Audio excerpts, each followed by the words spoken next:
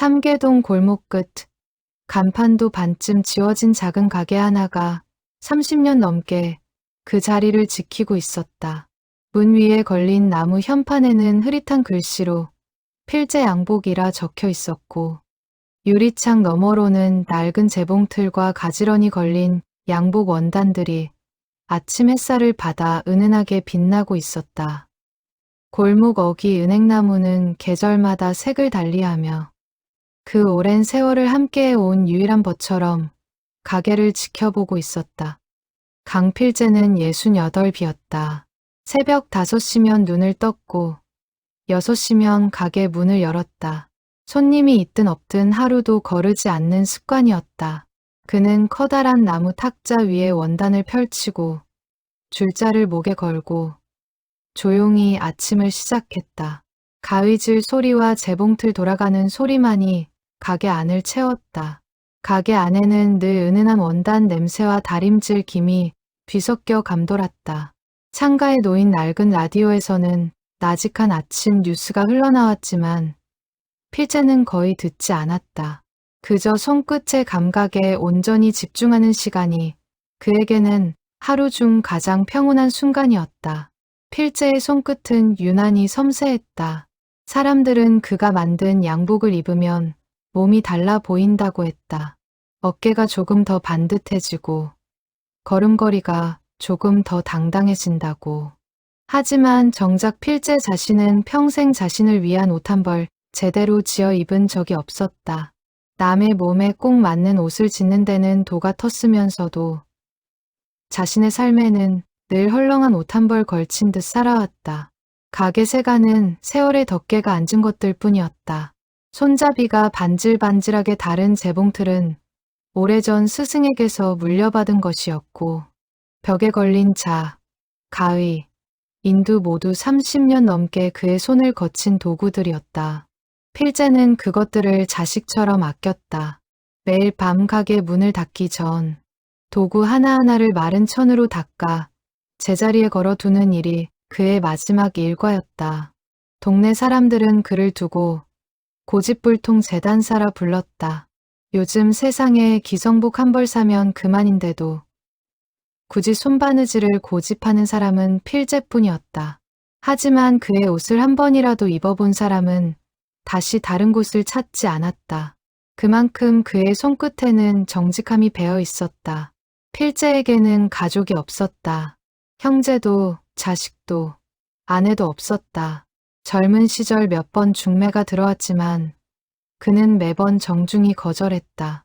사람들은 그가 일밖에 모르는 사람이라 여겼고 필재도 굳이 그 오해를 풀려 하지 않았다. 혼자 밥을 먹고 혼자 잠들고 혼자 아침을 맞는 삶이 그에게는 이미 오래전부터 당연한 것이 되어 있었다.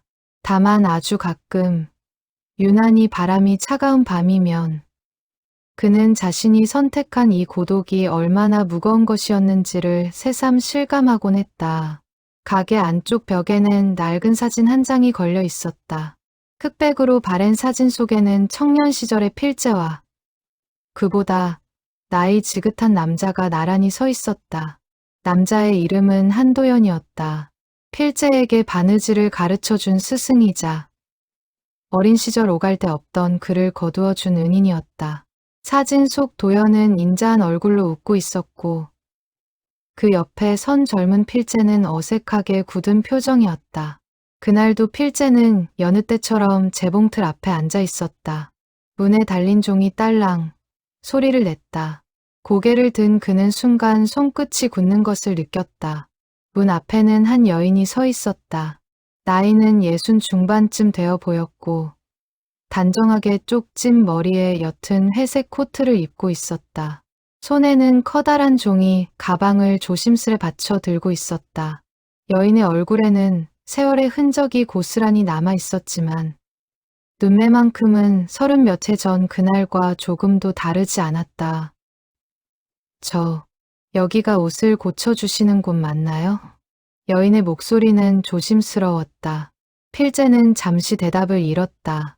눈앞의 얼굴과 기억 속 얼굴이 겹쳐지며 가슴 한구석이 저릿하게 울렸다. 하지만 그는 오랜 세월 감정을 감추는 법을 익힌 사람이었다. 그는 천천히 고개를 끄덕이며 자리에서 일어났다. 네, 맞습니다. 들어오시지요. 여인은 가게 안으로 들어와 조심스레 종이 가방을 탁자 위에 올려놓았다. 가방 안에서 나온 것은 낡은 양복상의 한 벌이었다. 색이 바랜 짙은 감청색 원단에 소매 끝은 달아 실밥이 드러나 있었고 안감 여기저기가 해져 있었다. 하지만 그 옷은 누군가 오랜 세월 정성껏 보관해 온 흔적이 역력했다. 남편이 입던 옷이에요. 3년 전에 세상을 떠났는데 아직도 이 옷을 버릴 수가 없어서요. 여인의 목소리가 살짝 떨렸다. 필재는 옷을 조심스레 받아들었다. 손끝으로 원단을 쓸어보는 순간 그는 숨이 멎는 듯한 느낌을 받았다. 이 재단, 이 바느질 방식, 낯설지 않았다.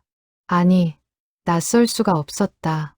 이것은 오래전 그가 직접 지은 옷이었다. 성함이 어떻게 되십니까? 필재가 조심스레 물었다. 여인은 잠시 그를 바라보다 대답했다. 오순영입니다. 그 이름을 듣는 순간 필재의 가슴 속에서 30여 년의 세월이 한꺼번에 무너져 내리는 듯했다. 그는 애써 표정을 다잡으며 옷을 다시 살펴보는 척했다. 순영은 그런 그의 얼굴을 물끄러미 바라보다가 무언가 낯익은 느낌에 고개를 갸웃거렸다. 그 혹시 저희 구면인가요? 필재는 잠시 망설이다가 고개를 저었다. 아닐 겁니다. 제가 워낙 오래 이 자리에 있다 보니 다들 그리 느끼시더군요. 거짓말이었다.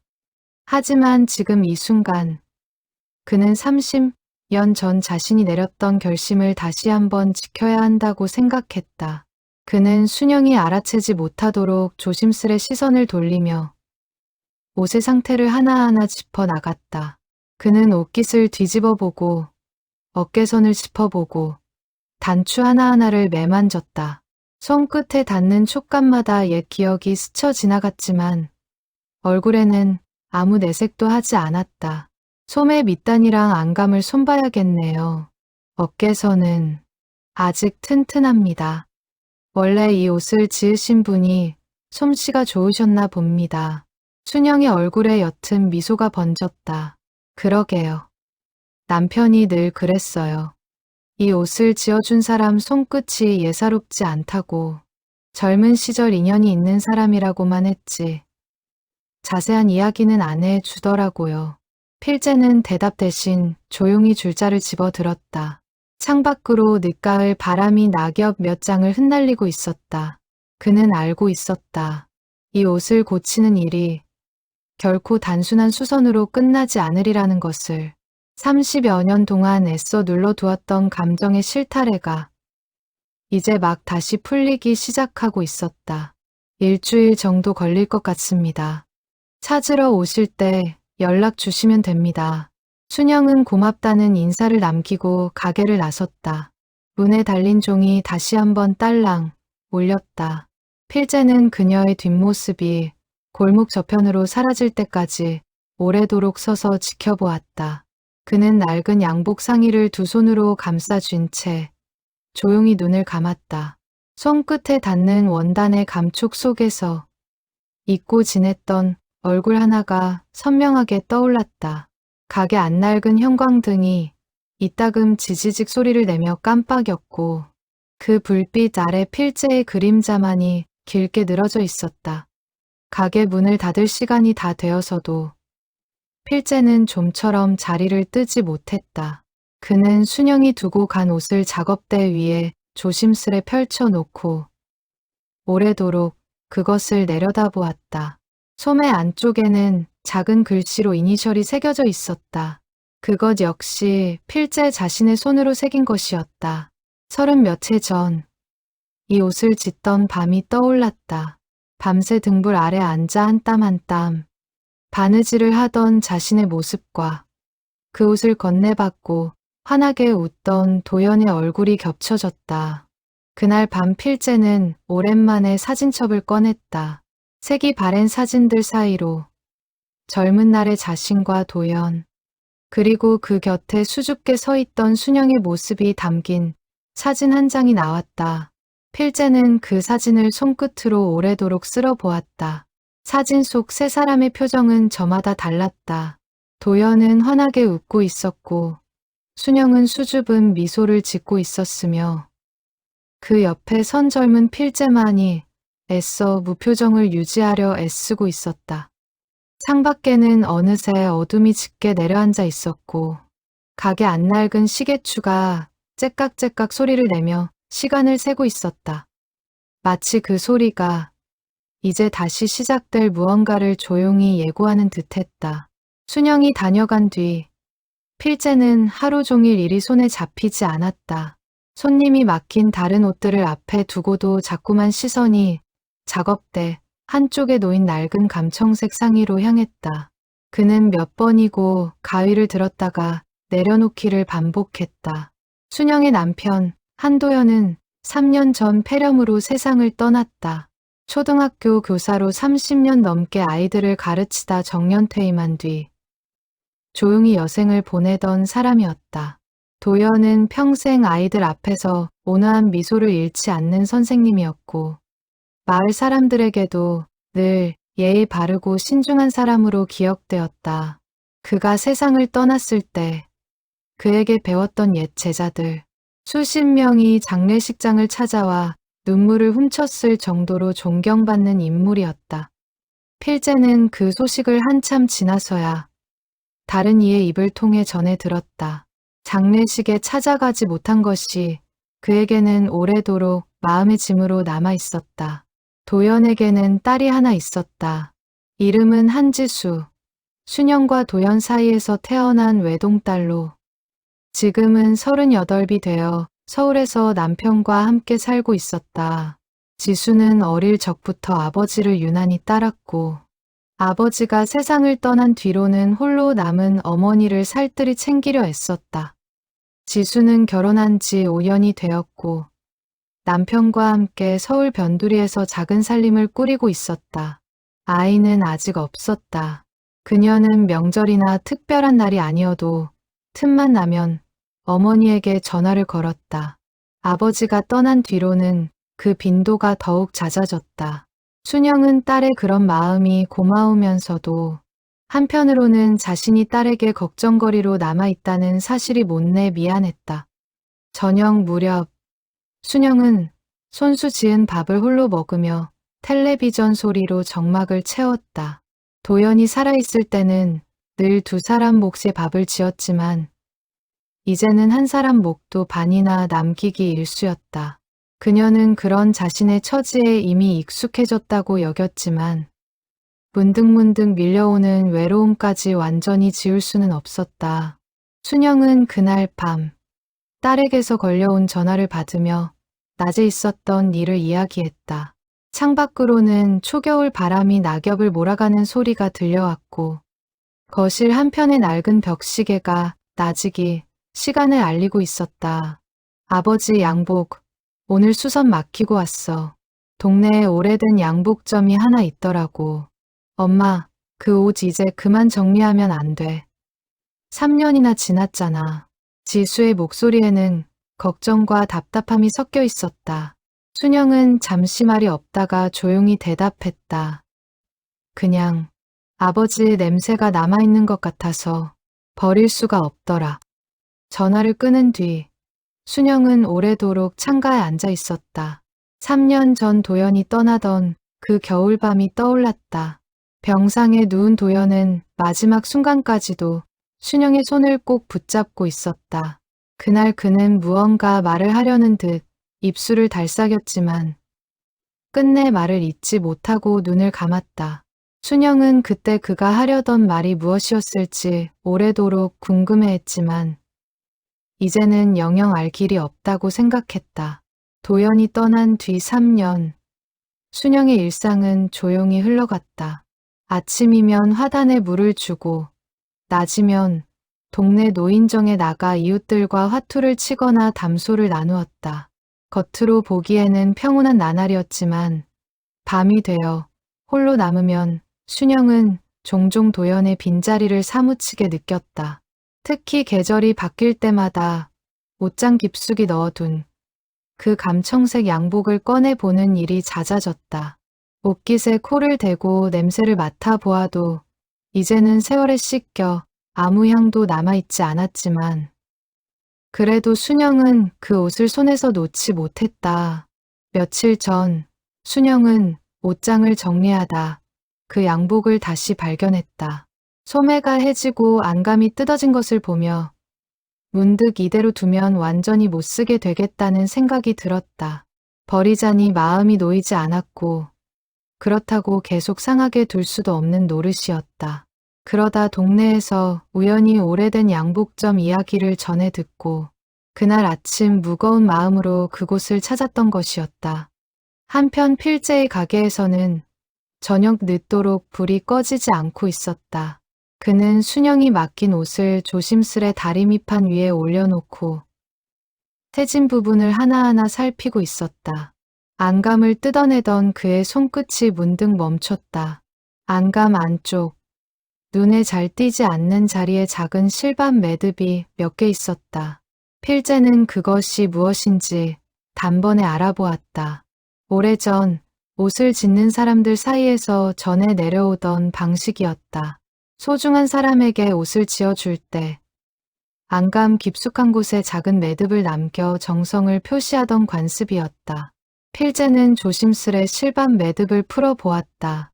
그 안에서 작게 접힌 종이 조각이 나왔다. 그의 손이 가늘게 떨리기 시작했다. 재봉틀 위 백열등 불빛이 그의 손등을 노랗게 비추었고 가게 안은 오직 벽시계 초침 소리만 들릴 만큼 고요했다. 그는 종이를 든 채로 한참을 그 자리에 서 있었다. 열어보아야 할지, 그대로 다시 봉에 두어야 할지 쉽게 결정할 수 없었다. 하지만 손끝은 이미 종이에 접힌 부분을 따라 조심스레 움직이고 있었다. 필재는 잠시 손을 멈추고 창밖을 바라보았다. 골목 가로등 아래로 낙엽이 서걱서걱 굴러가는 소리가 들려왔다. 그는 숨을 깊게 들이마신 뒤 다시 안감 속으로 시선을 돌렸다. 오래전 자신이 매듭을 지었던 방식 그대로 실이 풀리지 않도록 세 겹으로 단단히 감아놓은 자국이 선명했다. 그 매듭을 볼 때마다 그는 스스로에게 놀라곤 했다. 젊은 시절의 자신이 이토록 정성스레, 이토록 조심스레 마음을 숨겨두었다는 사실이 새삼스러웠다. 그가 이 옷을 지은 것은 31년 전이었다. 도연의 환갑을 앞두고 필재가 정성껏 지어 선물한 옷이었다. 밤을 새워 원단을 고르고 몇 번이고 실측을 되풀이하며 스승의 몸에 완벽하게 맞도록 정성을 쏟았던 기억이 어제의 일처럼 생생하게 되살아났다. 그때 그는 안감 속에 작은 편지를 함께 넣어 두었었다. 하지만 세월이 흐르며 그 일조차 까맣게 잊고 있었다. 종이를 펼치기 전 필재는 잠시 눈을 감고 숨을 골랐다. 30년도 더 지난 자신의 글씨가 이제 어떤 얼굴로 그를 맞이할지 알 수 없었다. 종이 위에는 젊은 시절 필재의 필체로 짧은 글이 적혀 있었다. 스승님, 이 옷이 스승님의 남은 생을 따뜻하게 감싸주기를 바랍니다. 저는 스승님께 받은 은혜를 평생 잊지 않겠습니다. 그 아래에는 짧은 문장이 하나 더 있었다. 도연이 훗날 직접 덧붙인 듯한 필체였다. 필재야, 나는 내 마음을 알고 있었다. 언젠가 때가 되면 순영이를 부탁한다. 필재는 그 자리에 얼어붙은 듯 서 있었다. 창밖으로 늦가을 바람이 유리창을 흔들고 지나갔다. 그는 도연이 언제, 어떤 마음으로 이 문장을 덧붙였을지 알 수 없었다. 다만 한 가지는 분명했다.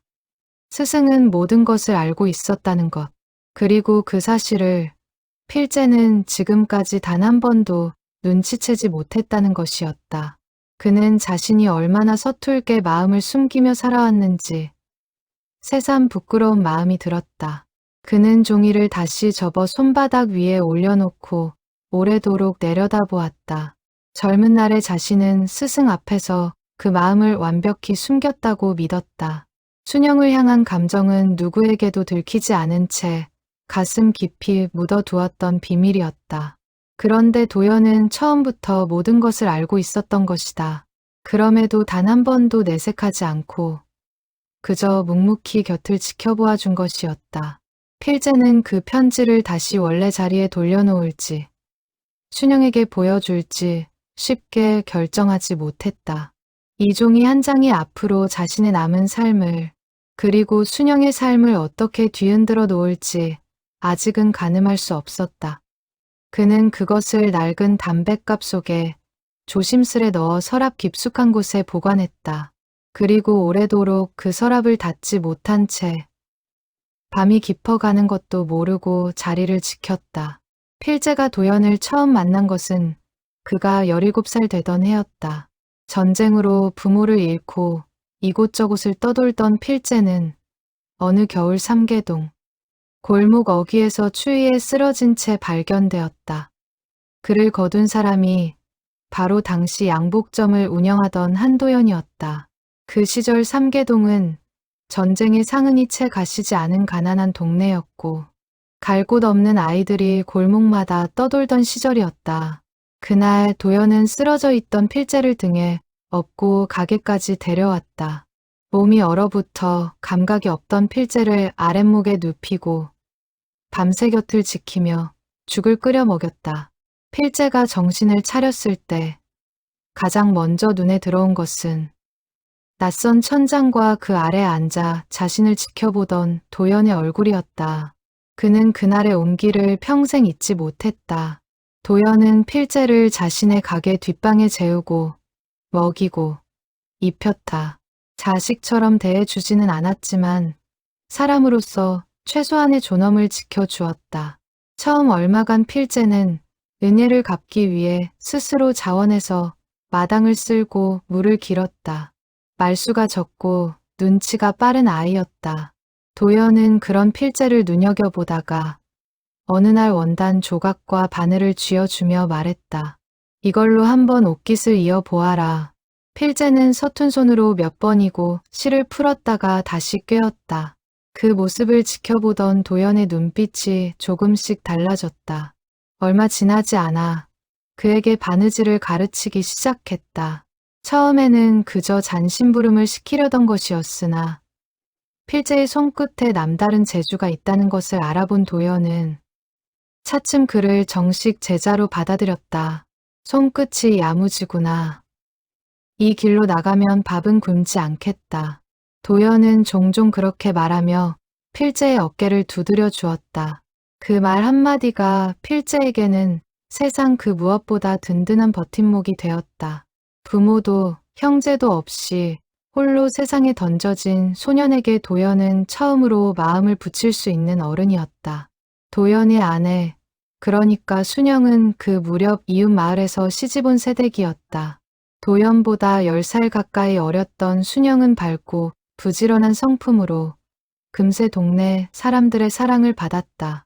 필재가 순영을 처음 본 것은 19이 되던 해봄이었다. 순영이 도연의 가게에 새참을 이고 찾아오던 날, 마당 한편에서 원단을 다듬던 필재는 그녀의 웃음소리에 저도 모르게 고개를 들었다. 봄볕 아래 서 있던 순영의 모습은 그날 이후로 오래도록 필재의 마음속에 남았다. 순영은 갓 시집 온 새댁답게 매사에 서툴렀지만 정이 많은 사람이었다.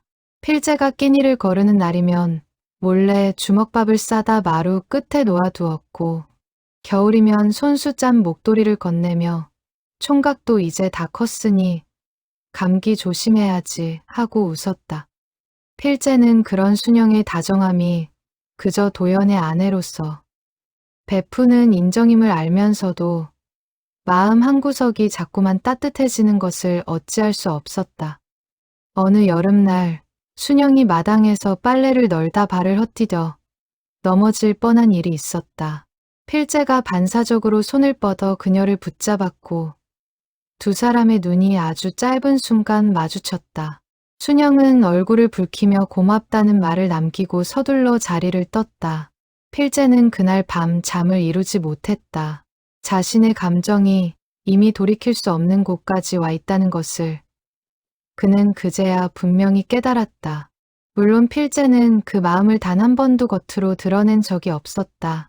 순영은 스승의 아내였고 그것은 넘어서는 안 될 선이었다. 그는 그 감정을 자신의 가슴 깊은 곳에 조용히 묻어두었다.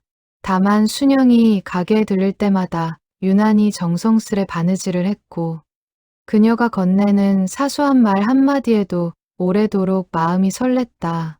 20을 넘기고 25을 넘길 때까지도 그 마음은 조금도 옅어지지 않았다. 그해 가을, 도연과 순영의 혼례가 있고 몇 해가 지난 뒤였음에도 필재는 여전히 두 사람을 지켜보는 자리에 서 있었다. 도연이 순영을 향해 다정하게 웃을 때마다 필재는 원단을 다듬던 손을 잠시 멈추고 애써 다른 곳으로 시선을 돌리곤 했다. 그는 자신의 감정이 부끄러운 것임을 알았다. 은인의 아내를 마음에 품는다는 것이 얼마나 큰 죄인지. 그는 매일 밤 스스로를 다그치며 되뇌었다. 그럼에도 마음이라는 것은 다그친다고 사라지는 것이 아니었다. 동네 사람들은 필재에게 종종 혼담을 넣었다. 인물 좋고 손재주 좋은 청년이니 좋은 혼처가 나서는 것은 당연한 일이었다. 하지만 필재는 매번 정중히 거절했다. 도연은 그런 필재를 보며 안타까운 표정을 짓곤 했다. 필재야, 언제까지 이러고 살 셈이냐. 좋은 사람 만나서 가정을 꾸려야지. 필재는 그때마다 그저 웃으며 말끝을 흐렸다. 아직은 일이 더 좋습니다, 스승님. 거짓말이었다. 그는 자신이 왜 다른 여인에게 마음을 열지 못하는지 스스로도 잘 알고 있었다. 하지만 그것을 도연에게 혹은 순영에게 말할 수는 없는 노릇이었다. 그는 그렇게 30을 넘기고 40을 넘기며 홀로 나이를 먹어갔다. 세월이 흐르며 도연의 가게는 점점 기울어갔다. 기성복이 유행하기 시작하면서 손바느질 양복을 찾는 손님이 줄어들었기 때문이었다. 도연은 결국 가게를 정리하고 초등학교 사원으로 들어갔다가 뒤늦게 교원 자격을 얻어 교사의 길을 걷기 시작했다. 필재는 그런 도연을 도와 가게를 대신 이어받았다. 이름도 그대로 물려받아 필재 양복이라는 간판을 내걸었다. 그것이 스승에 대한 그의 마지막 도리라고 생각했다.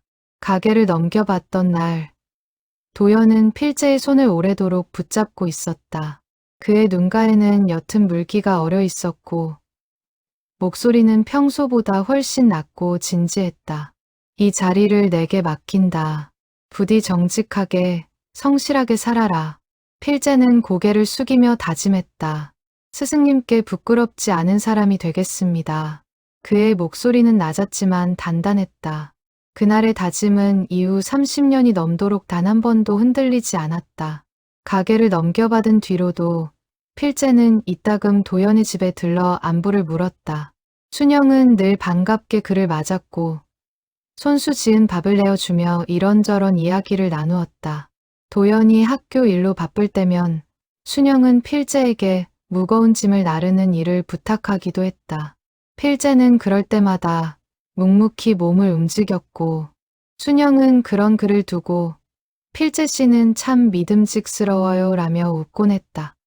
그 말이 그에게는 위로이자 동시에 아픔이었다. 지수가 태어나던 날 필재는 병원 복도에서 도연과 함께 밤을 새웠다. 갓난아기의 울음소리가 복도까지 들려왔을 때 도연은 눈물을 글썽이며 필재의 어깨를 끌어안았다. 내가 이제 아버지가 되었구나, 필재야. 필재는 진심으로 기뻤다. 동시에 그 기쁨 한편에는 자신은 결코 가질 수 없는 무언가에 대한 아릿한 상실감이 함께 자리했다. 그는 그 상실감마저도 스승에 대한 도리로 여기며 조용히 삼켰다. 그날 이후 필재는 평생을 그 다짐 하나로 살아왔다. 순영을 향한 마음은 가슴 깊은 곳에 묻어둔 채 오직 일과 정직함으로 스스로를 채웠다. 사람들은 그를 두고 지독하게 일밖에 모르는 사람이라 여겼지만 사실 그것은 그가 스스로에게 내린버리자 다짐이었다. 스승의 아내를 마음에 품었던 죄스러움을 그는 평생의 성실함으로 갚으려 했던 것이다.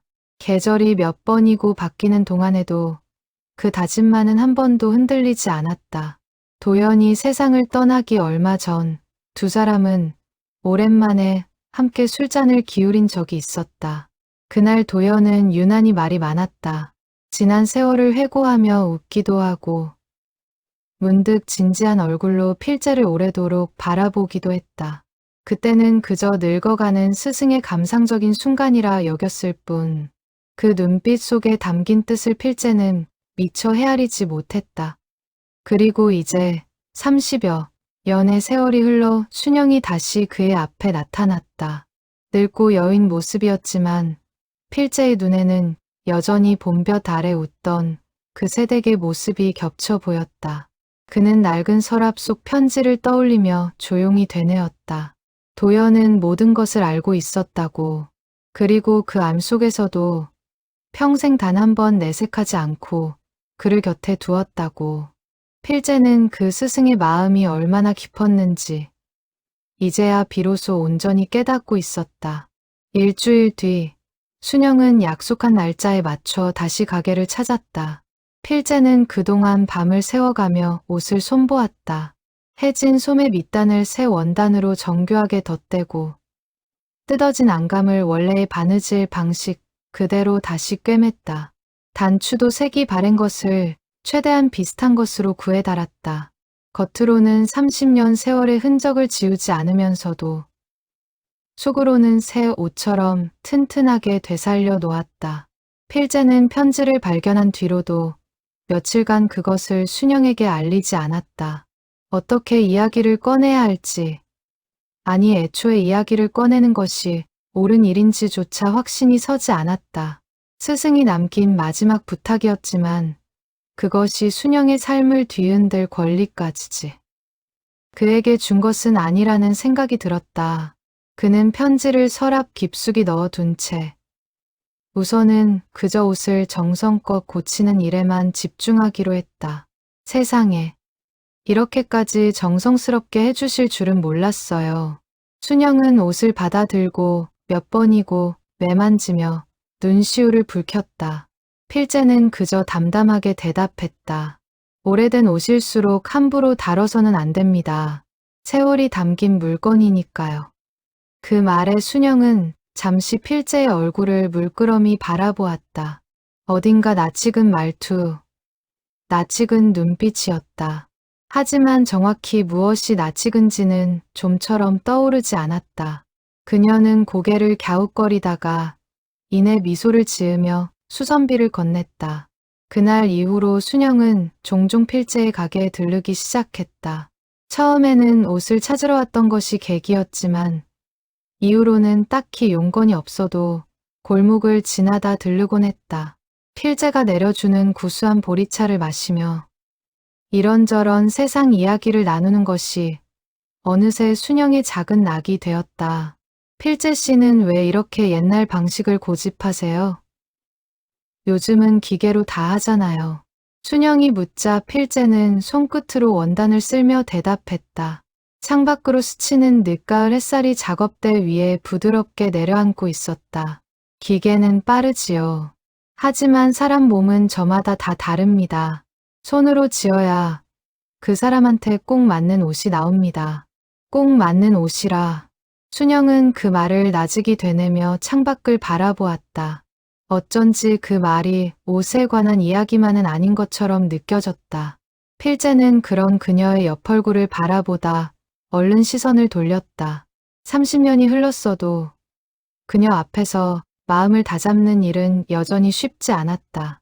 또 다른 날 순영은 낡은 우산을 고쳐줄 수 있느냐며 가게에 들렀다. 필재는 양복점에서 우산까지 고칠 줄은 몰랐지만 그녀가 내미는 것이라면 무엇이든 마다하지 않았다.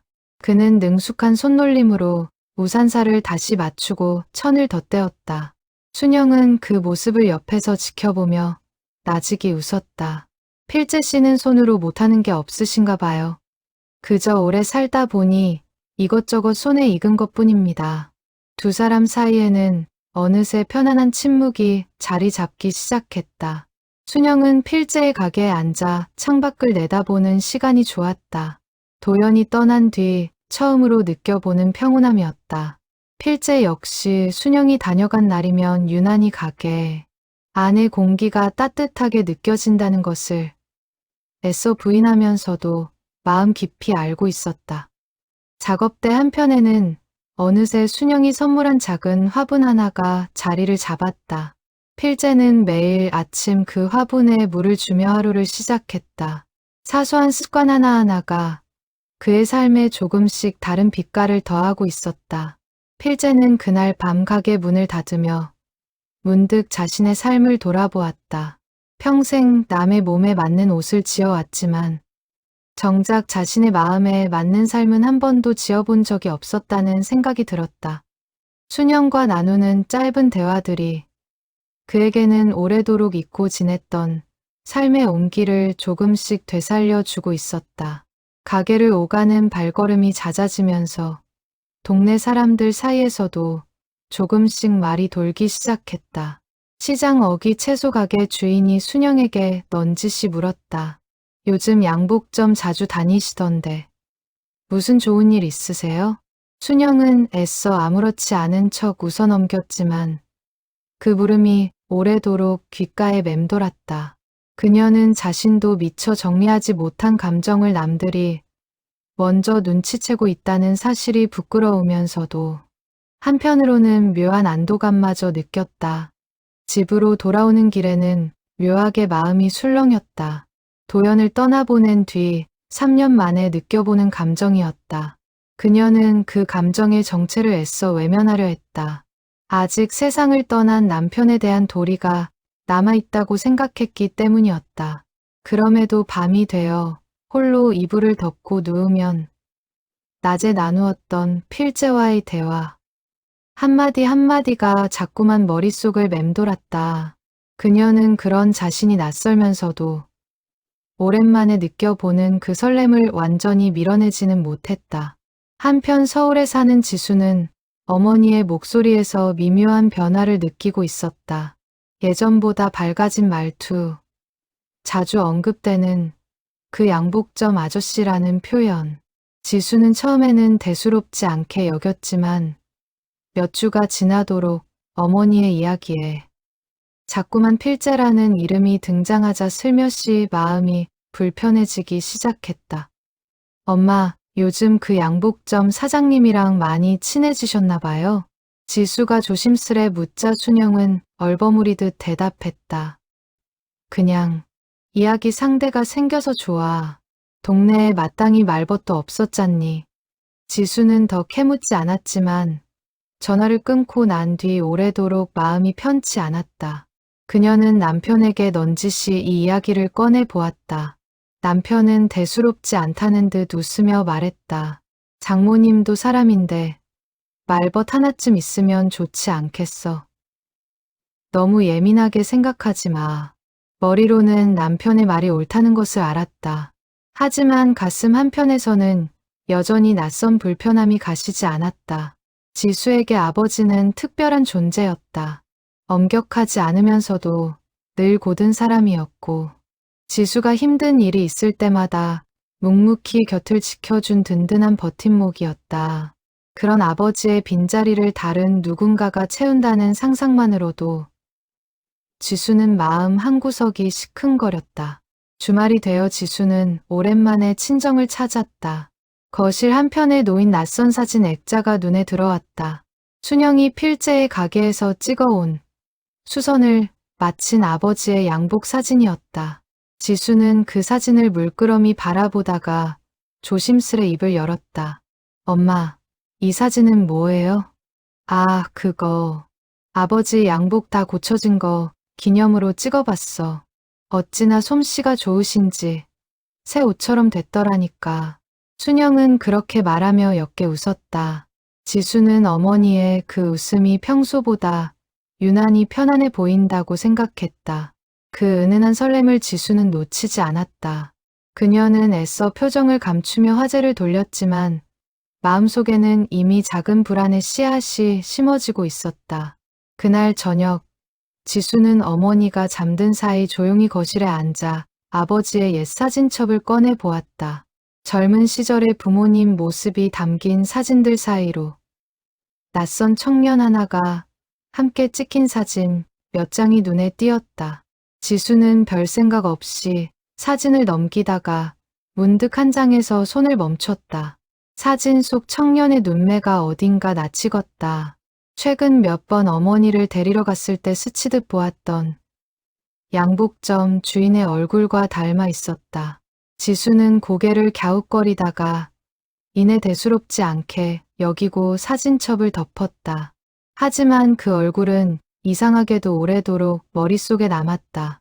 그녀는 그것이 단순한 우연일 뿐이라고 스스로를 다독였지만 마음 한구석에서는 이미 어떤 불안한 예감이 조금씩 자라나고 있었다. 겨울이 다가오면서 삼계동 골목에는 찬바람이 잦아졌다. 필재는 매일 밤 가게 문을 닫은 뒤 서랍 속 담뱃갑을 꺼내 편지를 들여다보는 일이 잦아졌다.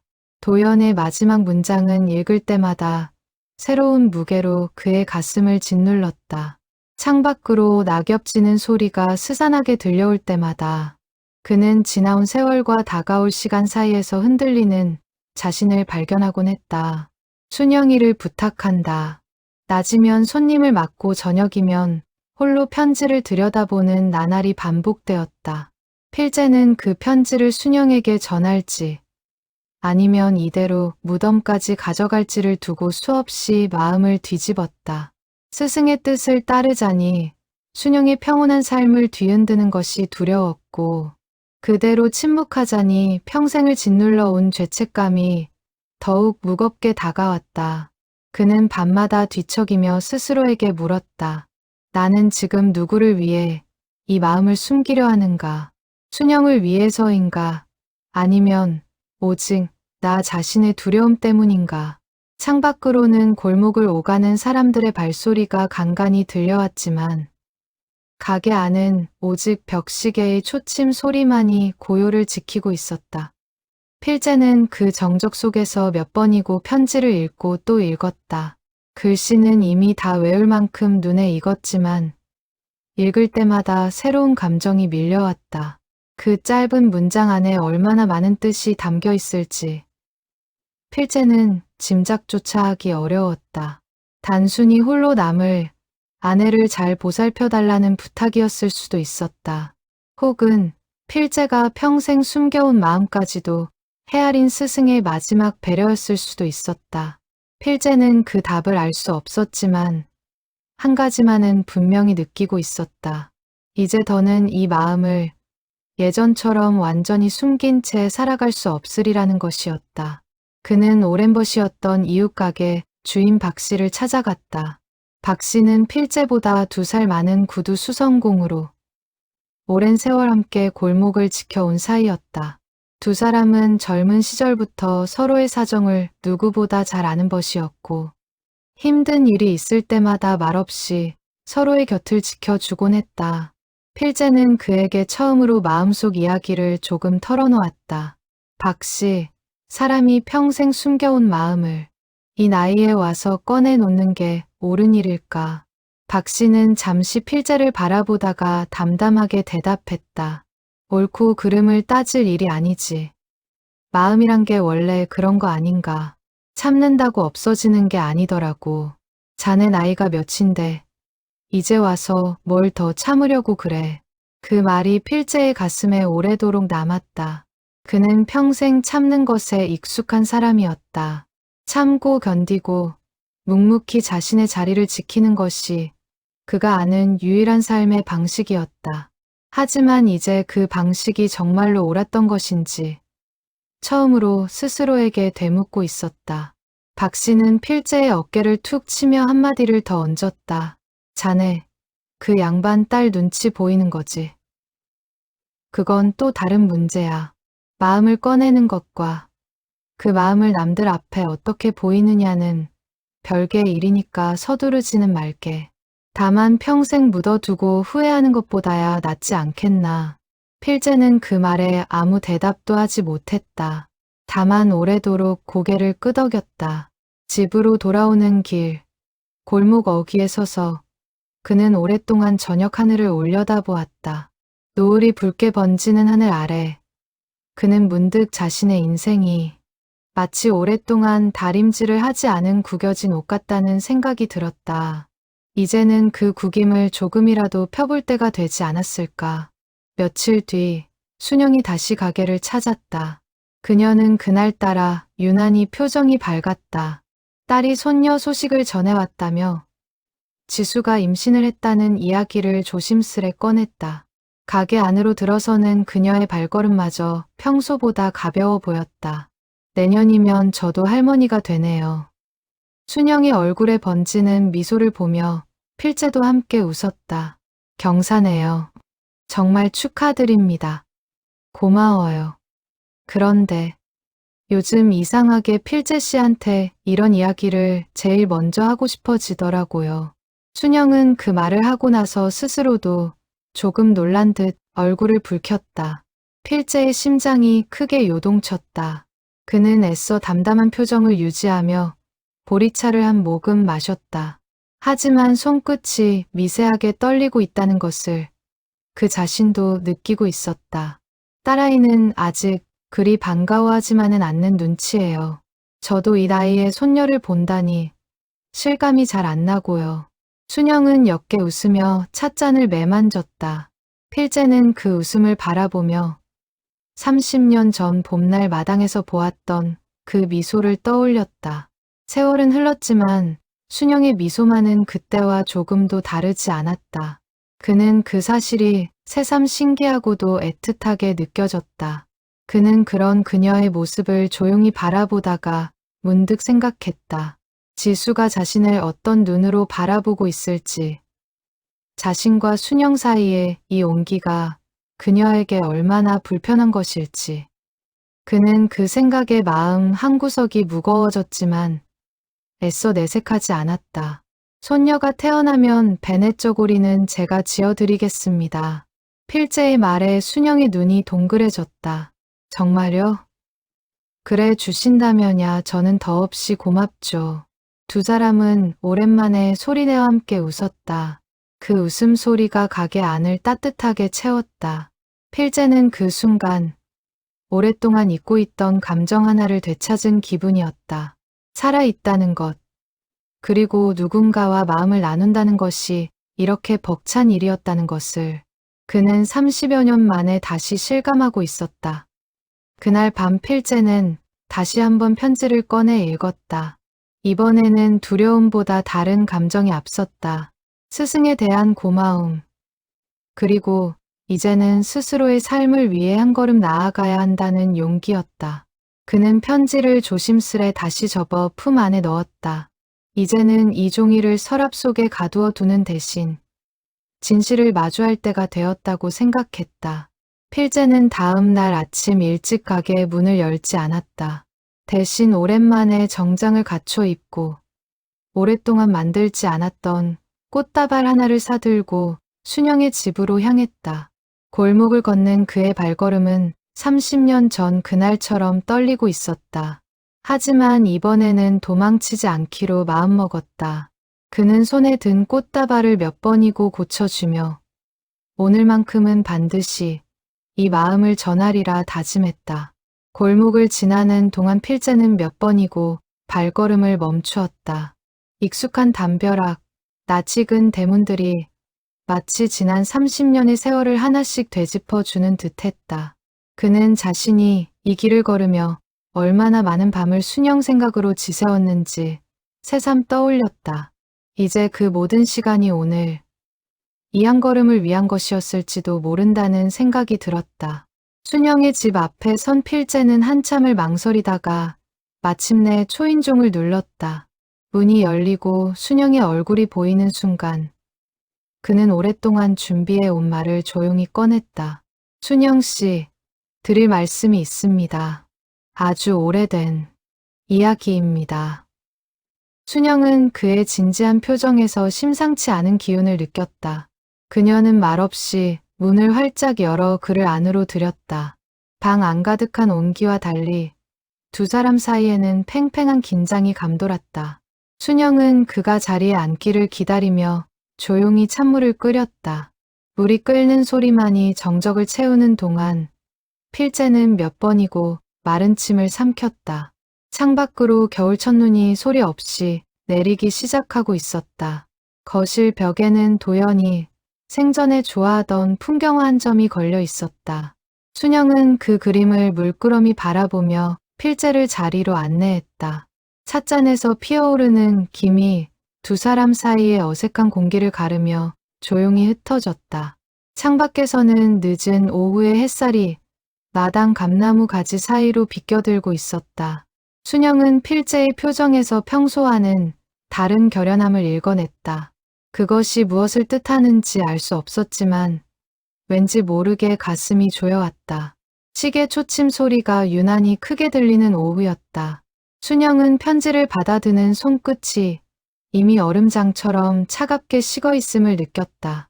무언가 자신의 삶을 송두리째 뒤흔들 이야기가 시작되리라는 것을 그녀는 본능적으로 직감하고 있었다.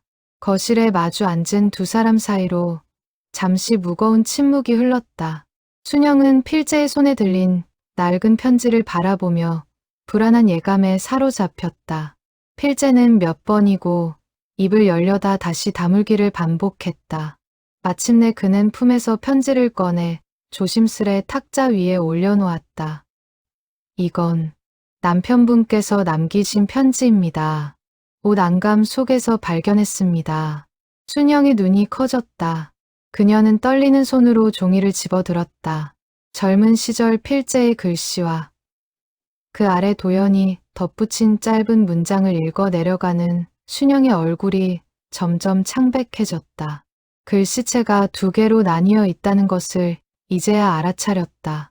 젊고 반듯한 필재의 필체와 그보다 흐트러지고 힘겨워 보이는 도연의 필체.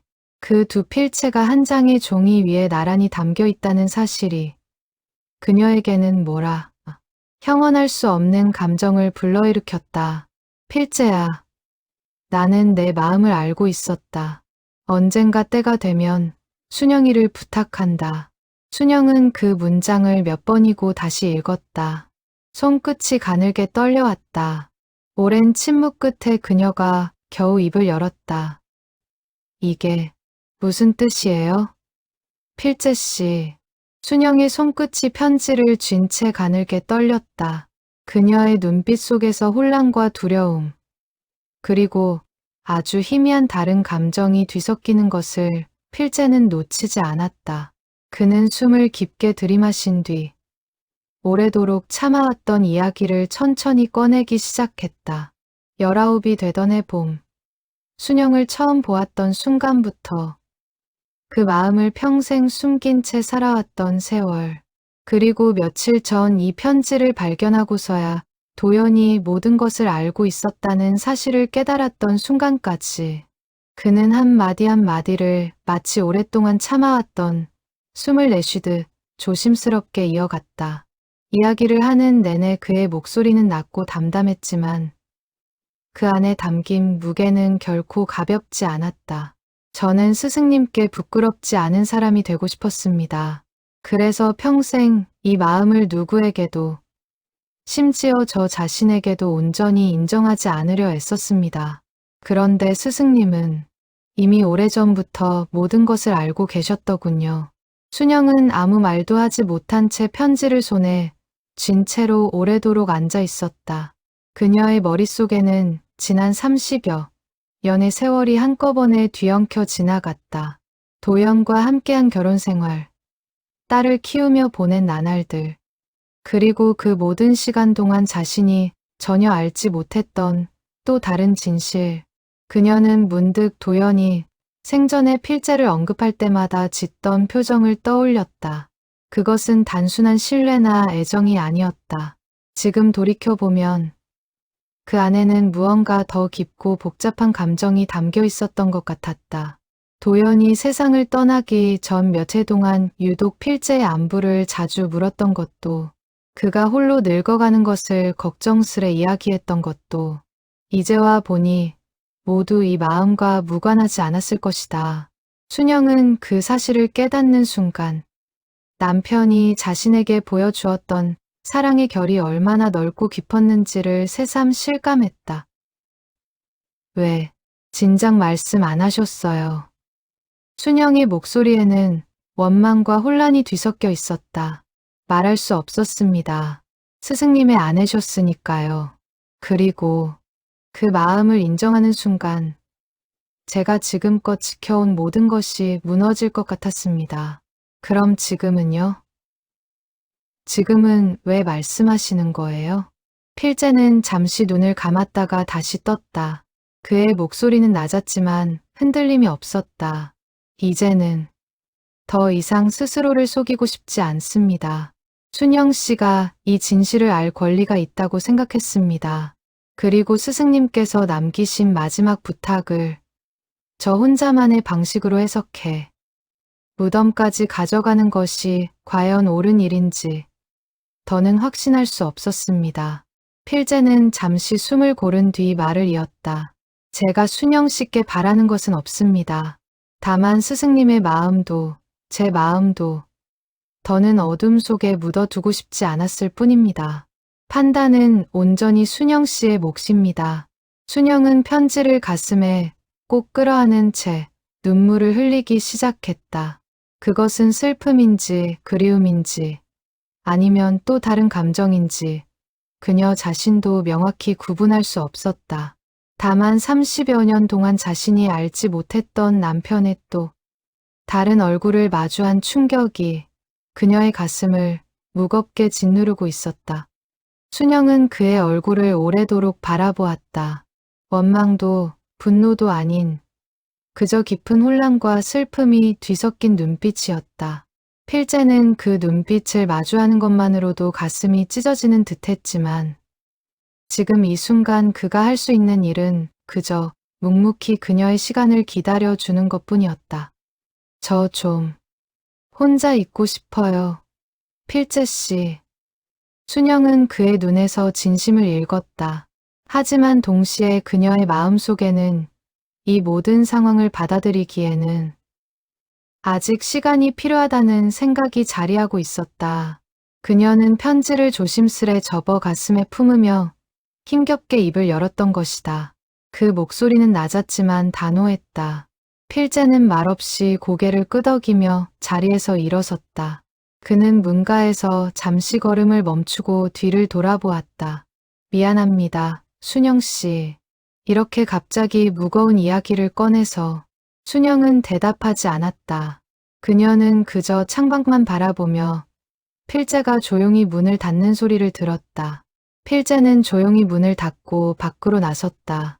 겨울 첫눈이 어느새 골목을 하얗게 덮고 있었다. 그는 눈 내리는 거리를 오래도록 걸었다. 마음 한편으로는 후련함이, 다른 한편으로는 이제 다시는 돌이킬 수 없는 강을 건넜다는 두려움이 함께 밀려왔다. 그는 몇 번이고 걸음을 멈추고 순영의 집 쪽을 돌아보았지만 끝내 다시 발걸음을 돌리지는 않았다. 집 안에 홀로 남은 순영은 편지를 손에 쥔 채 오래도록 흐느꼈다. 창밖으로 소리 없이 쌓여가는 눈을 바라보며 그녀는 도연히 마지막 순간 하려던 말이 무엇이었는지 비로소 알 것 같았다.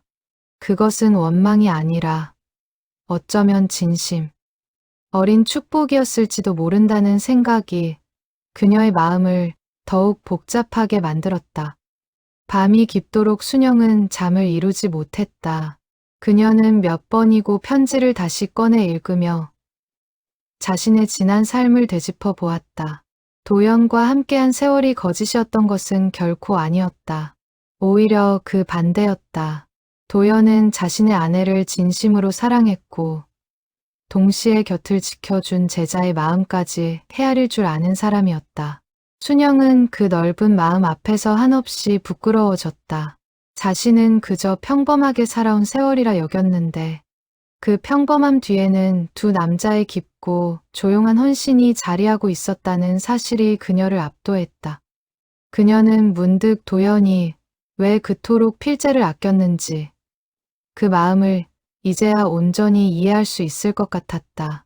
그것은 단순한 사제 간의 정을 넘어선 서로를 향한 깊은 신뢰와 존중이었다. 그녀는 창가에 서서 눈 덮인 골목을 오래도록 바라보았다. 저 멀리 필재의 가게 쪽에서 희미한 불빛이 새어나오고 있었다. 순영은 그 불빛을 바라보며 복잡한 마음을 애써 다잡았다. 지금 당장 무언가를 결정할 수는 없었다. 다만 한 가지는 분명했다.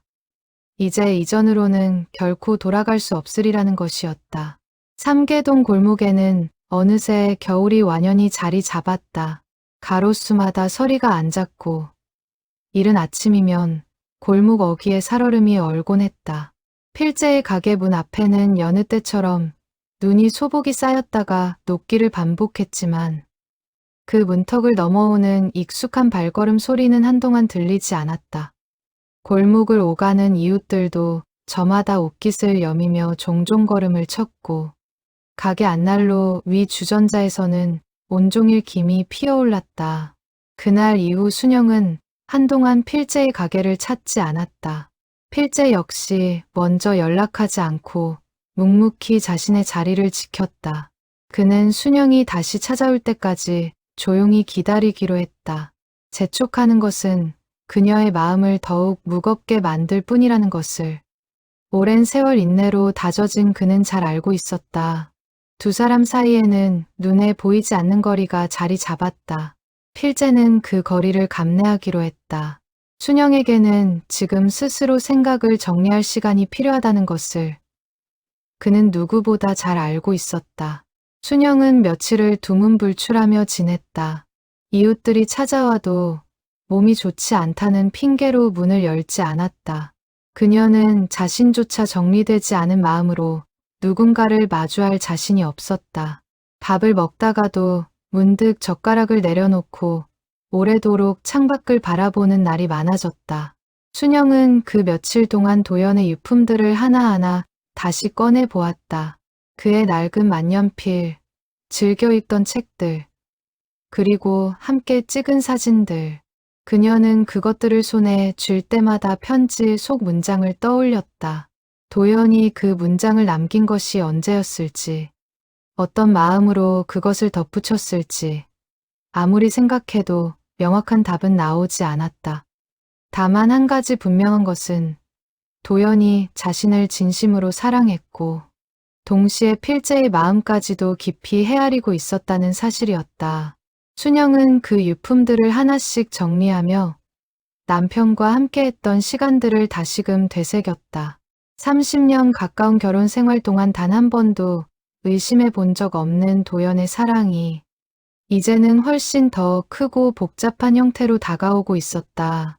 순영은 어느 날 밤 오래된 일기장을 꺼내 도연이 세상을 떠나기 몇 해 전 함께 나누었던 대화를 떠올렸다. 그날 도연은 문득 이런 말을 했었다. 내가 먼저 가면 당신 혼자 너무 외로워하지 말았으면 좋겠어. 사람은 곁에 사람이 있어야 사라지는 법이니까. 그때는 그저 남편의 다정한 걱정이라고만 여겼던 말이었다. 하지만 이제 와 돌이켜보니 그 말 속에는 더 깊은 뜻이 담겨 있었을지도 모른다는 생각이 들었다. 순영은 그 사실을 깨달으며 눈물과 함께 옅은 미소를 지었다. 슬픔과 감사함이 동시에 밀려오는 낯선 감정이었다. 그녀는 또한 필재가 30여 년 동안 홀로 견뎌왔을 세월을 생각했다. 누군가를 마음에 품고도 평생 내색 한 번 하지 못한 채 그저 성실함으로 스스로를 채워온 그의 삶이 얼마나 외로웠을지 순영은 이제야 조금씩 헤아릴 수 있었다. 동시에 그녀 자신도 그동안 얼마나 무심했는지를 돌아보게 되었다. 필재가 가게에 들를 때마다 보여주었던 다정함과 배려를 그녀는 그저 좋은 이웃의 친절함 정도로만 여기고 지나쳐 왔던 것이다. 순영은 또한 자신의 지난 3년을 돌이켜 보았다. 남편을 잃은 뒤 그녀는 늘 슬픔을 딸 앞에서 감추며 살아왔다. 딸이 걱정할까봐, 딸의 짐이 될까봐, 자신의 진짜 감정을 온전히 드러낸 적이 없었다. 그런데 이번 일로 인해 오히려 딸에게 자신의 연약한 모습을 처음으로 내보이게 된 셈이었다. 순영은 그것이 부끄럽기보다는 어쩌면 이제라도 서로에게 솔직해질 기회일지도 모른다고 생각했다. 한편 지수는 어머니의 목소리가 며칠째 유난히 가라앉아 있다는 것을 눈치챘다. 걱정이 된 그녀는 서둘러 짐을 챙겨 친정으로 내려왔다. 순영은 딸을 앉혀놓고 오래도록 망설이던 끝에 편지에 대한 이야기를 조심스레 꺼냈다. 순영은 딸 앞에 편지를 내밀며 손끝이 떨리는 것을 감추지 못했다. 지수는 어머니의 그런 모습을 보며 심상치 않은 일임을 직감했다. 그녀는 편지를 받아드는 손끝에서부터 이미 불길한 예감을 느끼고 있었다. 지수는 편지를 읽어 내려가는 동안 얼굴빛이 점점 굳어갔다. 다 읽고 난 뒤 그녀는 한참 동안 말을 잇지 못했다. 그러니까 아버지가 돌아가시기 전에 엄마를 그 사람한테 부탁했다는 거예요. 지수의 목소리에는 믿기지 않는다는 듯한 떨림이 배어 있었다. 그녀는 손에 쥔 편지를 다시 한번 내려다보며 자신이 잘못 읽은 것은 아닌지 확인하듯 문장을 되짚었다. 그런 것 같아. 그게 말이 돼요? 아버지가 왜 그런 걸 남겨요? 그리고 그 사람은 또 왜 이걸 이제야 꺼내는 건데요? 지수의 목소리가 높아졌다. 순영은 딸의 격앙된 반응에 놀라면서도 한편으로는 그 마음을 충분히 이해할 수 있었다. 딸의 눈에는 지금 이 상황이 아버지에 대한 배신처럼 비칠 수도 있었다. 순영은 그 마음을 다그치기보다는 시간을 두고 천천히 풀어가야 한다는 것을 알고 있었다. 지수야, 나도 처음엔 너처럼 혼란스러웠어. 하지만 이건 아버지의 마지막 진심이었을 거야. 우리를 두고 떠나면서 남은 사람들을 걱정하는 마음이었겠지. 순영은 딸의 눈을 똑바로 바라보며 다시 말을 이었다. 엄마도 아직 마음이 다 정리된 건 아니야. 그래도 아버지의 그 마음을 외면하고 싶지는 않아. 그게 아버지에 대한 예의라고 생각해. 엄마는 지금 아버지 편이 아니라 그 사람 편을 드는 거예요. 지수의 말에 순영은 가슴이 철렁했다. 딸의 눈에는 눈물이 그렁그렁 맺혀 있었다. 순영은 딸의 그 물음이 얼마나 아픈 곳을 찌르는지 잘 알았지만 동시에 그것이 진실이 아니라는 것도 분명히 알고 있었다. 그녀는 도연을 배신한 것이 아니었다. 다만 도연이 남기고 간 마지막 마음을 이해하려 애쓰고 있을 뿐이었다. 아버지가 돌아가신 지 겨우 3년이에요. 엄마가 다른 남자랑, 그것도 아버지 스승님 밑에서 자란 사람이랑 그런 사이가 된다는 게 저는 도무지 받아들여지지가 않아요. 지수는 숨을 몰아쉬며 말을 이었다. 제가 너무 이기적인 거 알아요. 그래도 지금 당장은 이 마음을 어떻게 할 수가 없어요. 순영은 딸의 손을 잡으려 했지만 지수는 그 손을 슬며시 피했다. 방 안에는 무거운 침묵이 흘렀다. 순영은 자신이 딸에게 감당하기 힘든 짐을 지운 것 같아 마음이 무너져 내렸다. 하지만 동시에 이 진실을 영원히 숨기고 살아가는 것 역시 옳지 않다는 확신도 함께 자리하고 있었다. 그녀는 딸에게 무언가 더 말해주고 싶었지만 지금 이 순간 어떤 말도 지수의 마음에 가닿지 못하리라는 것을 알고 있었다. 그저 시간이 흘러 딸 스스로 마음을 정리할 수 있기를 바랄 뿐이었다. 그날 밤 지수는 서울로 돌아가지 않고 친정에 머물렀다. 하지만 좀처럼 어머니와 눈을 마주치지 않았다. 순영은 딸이 잠든 방문 앞에 오래도록 서 있다가 결국 아무 말도 건네지 못한 채 자신의 방으로 돌아갔다. 창밖에는 여전히 눈이 소복이 쌓여가고 있었다. 그녀는 문득 이 겨울이 유난히 길게 느껴진다고 생각했다. 이튿날 아침, 지수는 말없이 짐을 챙겨 서울로 돌아갔다. 떠나기 전 현관에서 잠시 걸음을 멈추고 뒤를 돌아보았지만 끝내 아무 말도 하지 않았다. 순영은 딸의 뒷모습이 골목 저편으로 사라질 때까지 오래도록 서서 지켜보았다. 마음 한구석이 텅 빈 듯 허전했다. 그녀는 자신이 선택해야 할 길이 결코 순탄하지 않으리라는 것을 그제야 온전히 실감하고 있었다. 딸의 축복 없이 새로운 마음을 받아들인다는 것이 이 나이에도 이토록 아픈 일이 될 줄은 미처 몰랐다. 대문이 닫히는 소리가 유난히 크게 울렸고 순영은 그 자리에 오래도록 서서 움직이지 못했다. 겨울 한파가 매섭게 몰아치던 무렵이었다. 골목 어귀 나뭇가지마다 고드름이 맺히고 사람들의 발걸음도 눈에 띄게 줄어들었다. 그 스산한 계절의 한복판에서 삼계동의 두 집안에는 저마다의 무거운 침묵이 자리 잡고 있었다. 밤이면 인적이 끊긴 골목에 오직 가로등 불빛만이 쓸쓸히 눈밭을 비추었다. 지수가 다녀간 뒤 순영은 며칠간 알아누웠다. 몸살인지 마음의 병인지 구분하기 어려운 통증이 온몸을 감쌌다. 이웃들은 그녀가 요즘 안색이 좋지 않다며 걱정했지만 순영은 그저 괜찮다는 말로 얼버무렸다. 그녀는 딸과의 갈등을 누구에게도 쉽게 털어놓을 수 없었다. 밤이면 열이 오르내리는 몸을 뒤척이며 순영은 몇 번이고 도영과 필재의 얼굴을 번갈아 떠올렸다. 두 사람 모두에게 미안하고 두 사람 모두를 이해하고 싶은 마음이 뒤엉켜 그녀를 더욱 지치게 만들었다.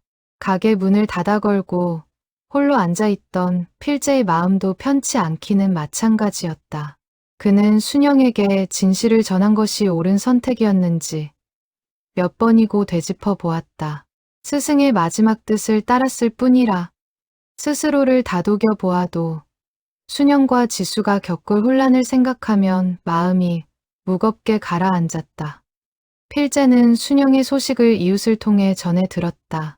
그는 걱정스러운 마음에 몇 번이고 그녀의 집 앞까지 갔다가 차마 초인종을 누르지 못하고 발길을 돌리기를 반복했다.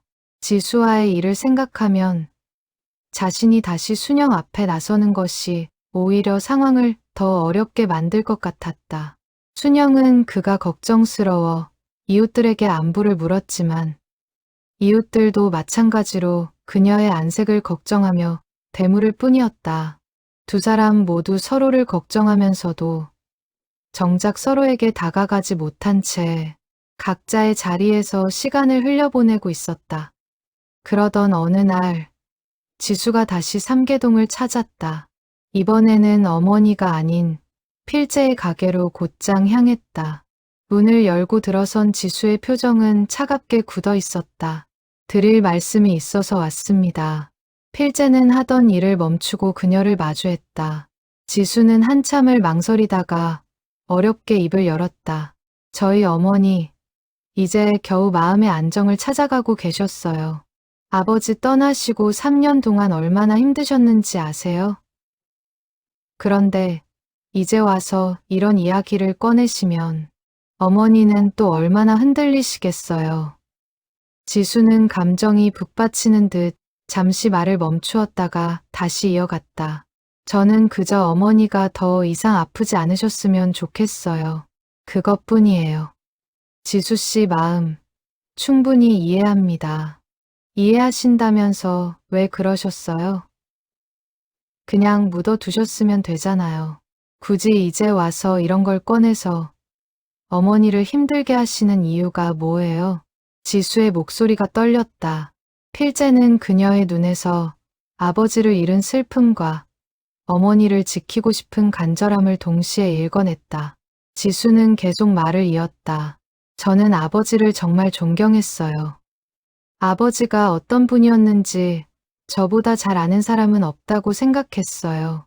그런데 이제 와서 제가 몰랐던 아버지의 모습을 알게 되니까 솔직히 무서워요. 제가 알던 아버지가 진짜였는지 아니면 제가 모르는 다른 아버지가 또 있었는지. 그녀의 목소리에는 억눌러 온 두려움이 그대로 묻어났다. 필재는 그 마음을 이해했다. 지수에게 이 진실은 단순히 어머니의 재혼 문제가 아니라 평생 믿어온 아버지의 상이 흔들리는 일이었다. 필재는 잠시 침묵하다가 조심스레 입을 열었다. 아버님은 지수 씨가 알고 계신 그대로의 분이셨습니다. 다정하고 신중하고 남을 먼저 배려할 줄 아는 분이셨죠. 그 편지는 그런 아버님의 성품이 마지막까지 발현된 결과일 뿐입니다. 결코 아버님의 다른 얼굴이 아닙니다. 저도 오래 고민했습니다.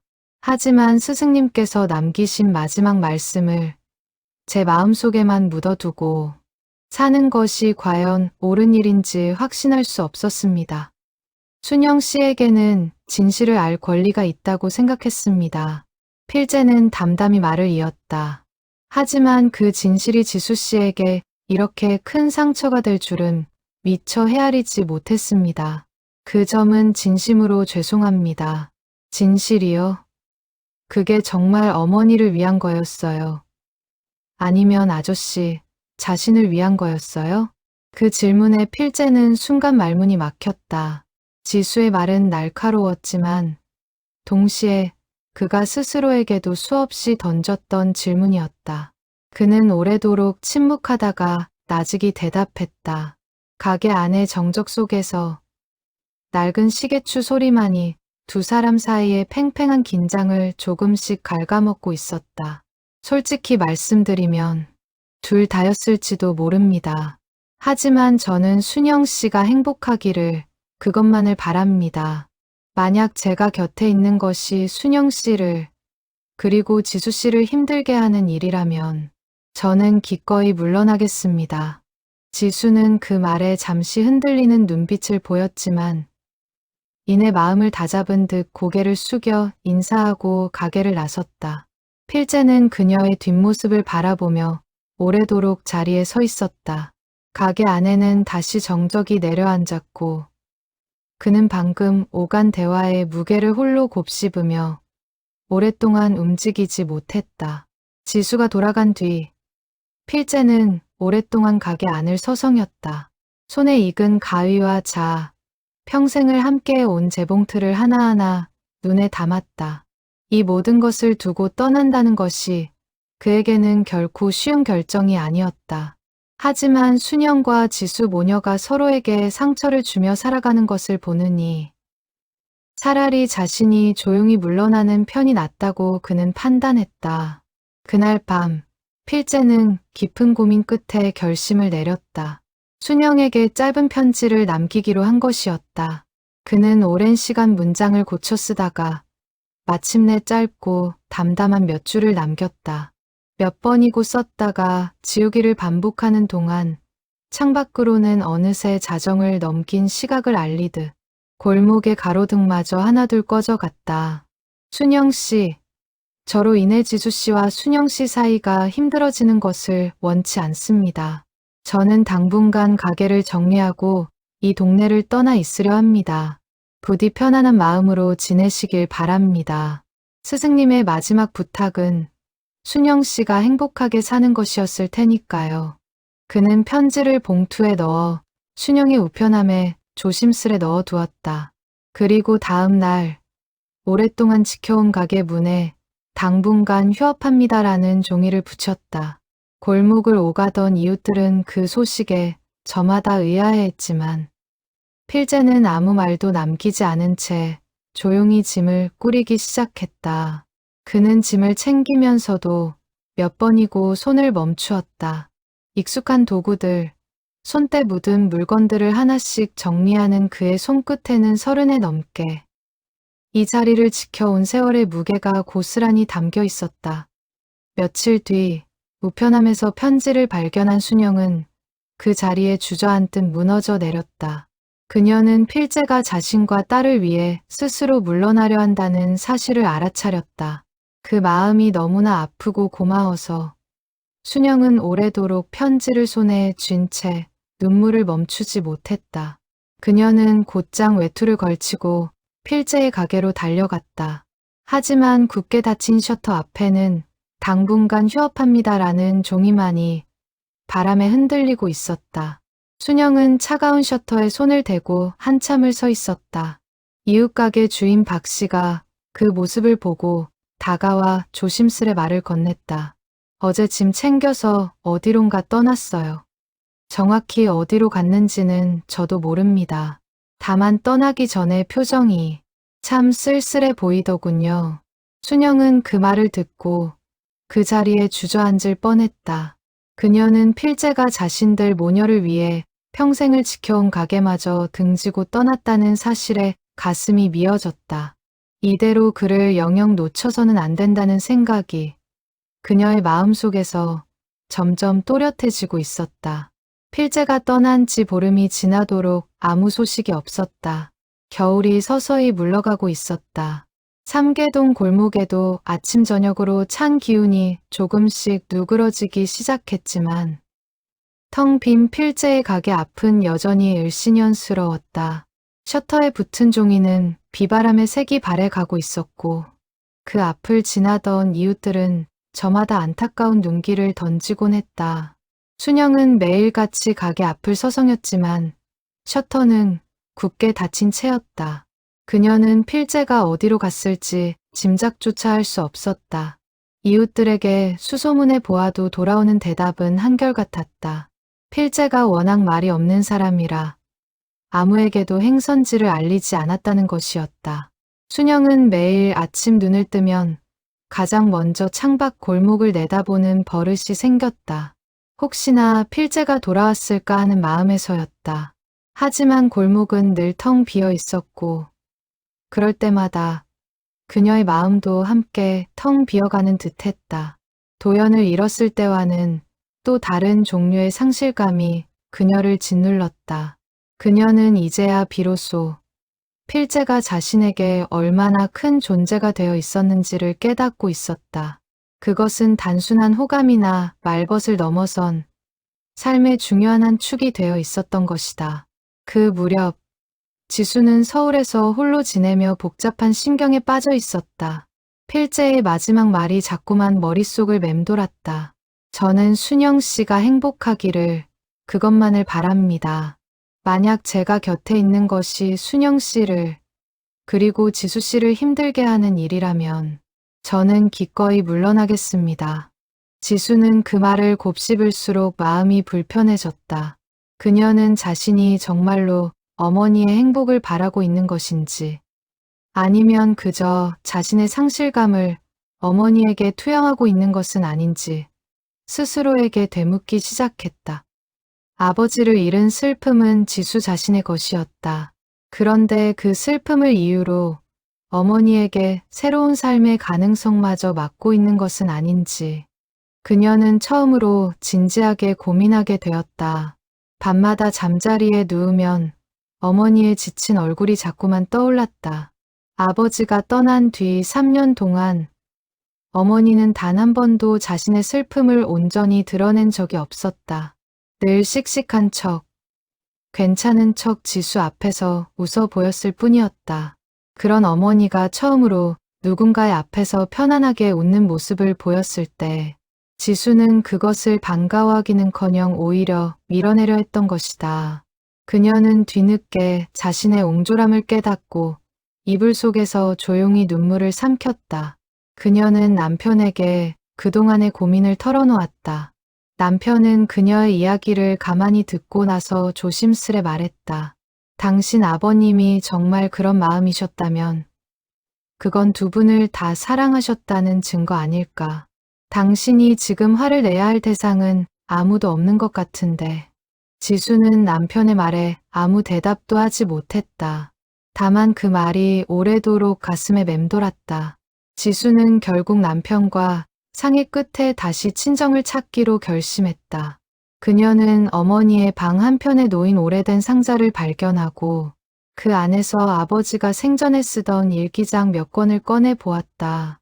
마지막 일기장의 마지막 장에는 병상에서 힘겹게 써내려간 듯한 흐트러진 글씨가 남아 있었다. 지수는 떨리는 손으로 페이지를 넘기며 아버지의 마지막 순간들을 하나씩 되짚어 나갔다. 필재가 순영이를 마음에 품고 있다는 것을 나는 오래전부터 알고 있었다. 하지만 그 아이는 단 한 번도 그 마음을 넘어서려 하지 않았다. 그 우직함이 나는 늘 고마웠다. 내가 떠난 뒤 순영이가 다시 혼자가 된다면 나는 그 아이가 필재 곁에서 다시 웃을 수 있기를 바란다. 이것은 질투가 아니라 내가 사랑하는 두 사람에게 보내는 마지막 진심이다. 지수는 그 문장을 몇 번이고 다시 읽었다. 손끝이 가늘게 떨려왔다. 지수는 일기장을 덮고 오래도록 창밖을 바라보았다. 아버지의 필체 하나하나가 눈앞에 아른거렸다. 그녀는 아버지가 병상에서 마지막 힘을 짜내 이 문장을 남기던 순간을 상상해 보았다. 그 순간 아버지의 마음이 얼마나 절절했을지 이제야 온전히 헤아릴 수 있을 것 같았다. 지수는 그 글을 읽으며 오래도록 흐느꼈다.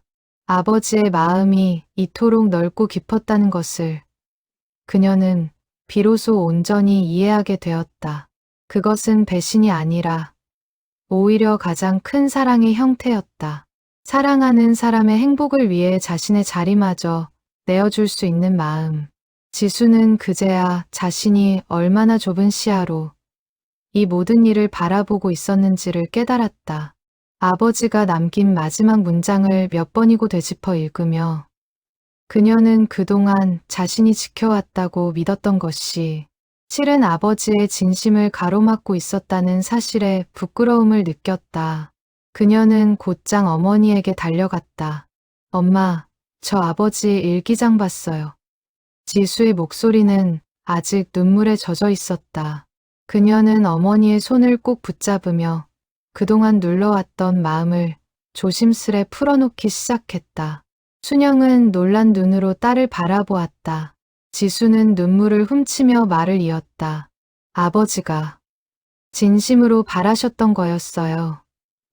제가 너무 제 생각만 했나 봐요. 죄송해요, 엄마. 순영은 딸을 끌어안았다. 두 모녀는 오래도록 서로를 아는 채 눈물을 흘렸다. 그 눈물 속에는 슬픔과 안도, 그리고 오랜만에 되찾은 서로에 대한 이해가 담겨 있었다. 순영은 딸의 등을 쓸어내리며 오랫동안 참아왔던 숨을 길게 내쉬었다. 겨우내 얼어붙어 있던 모녀 사이의 냉기가 그제야 조금씩 녹아내리는 듯했다. 그런데 엄마, 그 아저씨는 지금 어디 계세요? 순영의 얼굴이 어두워졌다. 모르겠어. 가게 문 닫고 어디론가 떠나셨다는데. 그녀의 목소리에는 숨길 수 없는 그리움과 걱정이 배어 있었다. 지수는 그런 어머니의 얼굴을 바라보며 자신이 그동안 얼마나 어머니의 마음을 헤아리지 못했는지를 다시 한번 절감했다. 지수는 잠시 생각에 잠기더니 무언가 떠오른 듯 자리에서 일어났다. 제가 한번 찾아볼게요. 예전에 그 가게에서 일 도와주시던 분, 성함이 박 씨라고 하셨죠? 그분이라면 뭔가 알고 계실지도 몰라요. 순영은 딸의 갑작스러운 적극성에 놀라면서도 그 마음이 진심으로 고마웠다. 불과 며칠 전까지만 해도 등을 돌리던 딸이 이제는 자신보다 앞장서서 필재를 찾아 나서고 있었다. 그 변화가 순영에게는 무엇보다 큰 위로가 되었다. 두 모녀는 서둘러 외투를 챙겨 입고 집을 나섰다. 골목에는 어느새 봄 기운이 조금씩 스며들고 있었다. 눈이 녹아내린 자리에 작은 새싹들이 고개를 내밀고 있었고 그 풍경은 마치 오랜 겨울 끝에 찾아올 새로운 시작을 예고하는 듯했다. 박 씨의 구두 수선 가게에 도착한 두 사람은 조심스레 사정을 물었다. 박 씨는 잠시 망설이다가 필재가 떠나기 전 딱 한 번 흘리듯 했던 말을 떠올렸다. 박 씨는 오래도록 필재와 이웃해 지내온 세월을 떠올리며 씁쓸한 표정을 지었다. 그 사람, 원래 속마음을 잘 안 드러내는 사람이잖아요. 그래도 떠나기 전에 저한테는 그 한마디만은 남기고 가더라고요. 아마 마음이 많이 복잡했던 모양입니다. 고향에 잠시 다녀오겠다고 하시더군요. 예전에 스승님 산소가 있는 곳이라고 하셨던 것 같은데 정확한 위치까지는 저도 잘 모릅니다. 다만 오래 있지는 않겠다고 마음 정리가 되면 곧 돌아오겠다고 하셨어요. 순영은 그 말을 듣는 순간 눈시울이 뜨거워졌다. 필재가 도연의 산소를 찾아갔으리라는 것을 그녀는 직감으로 알 수 있었다. 그는 마지막으로 스승 앞에서 자신의 마음을 정리하고 싶었던 것이 분명했다. 순영은 지수의 손을 꼭 잡으며 말했다. 지금 바로 가보자. 지수는 고개를 끄덕이며 어머니의 손을 마주 잡았다. 순영과 지수는 서둘러 차를 몰아 도연의 산소가 있는 외곽 마을로 향했다. 차 안에서 지수는 운전대를 잡은 손에 힘을 주며 몇 번이고 마음을 다잡았다. 어머니를 곁눈질로 살피니 순영 역시 창밖만 바라본 채 굳게 입을 다물고 있었다. 두 사람 모두 지금 이 순간이 앞으로의 모든 것을 결정지으리라는 것을 직감하고 있었다.